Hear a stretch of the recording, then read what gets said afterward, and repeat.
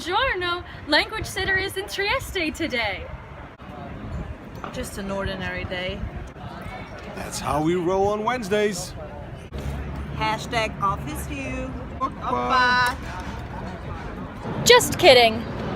Today wouldn't be our usual workday Wednesday, but it's a reward for the 4th of July holiday and to just celebrate our time together. Today we took a day trip to Trieste, a beautiful Italian city just over the Slovenian border. We enjoyed a wonderful day together of eating, shopping, and exploring the beautiful city. Here we come to Da Pepe, a very famous place here, and they have all the meats. Lots of meats.